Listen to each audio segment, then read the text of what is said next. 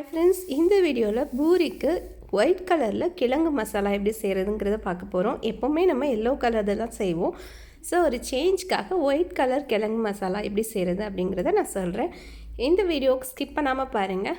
இதில் வந்து முக்கியமான ஒரு 2 டிப்ஸ் இருக்குது. அதை ஃபாலோ பண்ணி நீங்கள் செய்யும்போது இது ரொம்ப க்ரீமியாக எம்மியாக வரும். ஓகே, எப்படி செய்கிறதுங்கிறத பார்க்கலாம். ஃபர்ஸ்ட் நம்ம ஒரு பேனில் எண்ணெய் ஆட் பண்ணிக்கலாம். இது கூட ஜீரகம் ஆட் பண்ணணும். ஜீரகம் பார்த்திங்கன்னா நல்லா பொரிஞ்சு வாசனை வரணும். அதுக்கப்புறமா தான் நம்ம கட் பண்ணியிருந்த பெரிய வெங்காயம், கருவேப்பிலை, பச்சை மிளகாய் இது எல்லாத்தையும் ஆட் பண்ண போகிறோம். இது கூட வந்து கல் உப்பு வந்து சேர்க்கணும். கல் உப்பு சேர்த்ததுக்கப்புறமா நல்லா வதக்கணும். வதக்குறது வந்து 75% வரைக்கும் வந்து நீங்கள் வதக்கினா போதும். இது கூட இப்போ வந்து நம்ம வேக வச்சு உப்பு போட்டு வச்ச உருளைக்கிழங்கு வந்து ஆட் பண்ணிக்கலாம். இந்த உருளைக்கிழங்குமே வந்து ஒரு 80% வெந்தால் போதும், ரொம்ப கொலைய வேகக்கூடாது. இது கூட நம்ம எடுத்து வச்சுருந்த 2ஆம் தேங்காய் பால் வந்து சேர்க்க போகிறோம். கூடவே 1 டம்ளர் தண்ணி. இது ரெண்டையும் ஆட் பண்ணதுக்கப்புறமா நல்லா கொதிக்கணும். இன்பிட்வீன் நம்ம முதல் தேங்காய் பால், திக்கான தேங்காய் பால் இருக்கு இல்லையா, அது கூட அரிசி மாவு வந்து சேர்த்து ஒரு பேஸ்ட்டாக வந்து மிக்ஸ் பண்ணிக்கலாம், கட்டி இல்லாமல்.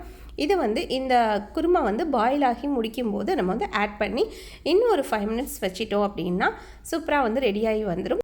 இந்த கிழங்கு மசாலாவில் வந்து முக்கியமாக நீங்கள் பார்க்க வேண்டியது ஜீரகத்தை நல்லா பொரிய விடுறது. அதுக்கப்புறமா முதல் தேங்காய்ப்பால், 2ஆம் தேங்காய்ப்பால் அப்படின்னு சொல்லி நீங்கள் கரெக்டாக எடுத்து வச்சுக்கிறது. அப்போ தான் வந்து இதோட கன்சிஸ்டன்சி ரொம்ப நல்லாயிருக்கும், ரொம்ப க்ரீமியாகவும் இருக்கும். இந்த ரெசிபி பிடிச்சி நம்ம சேனலை சப்ஸ்கிரைப் பண்ணுங்கள். தேங்க்யூ.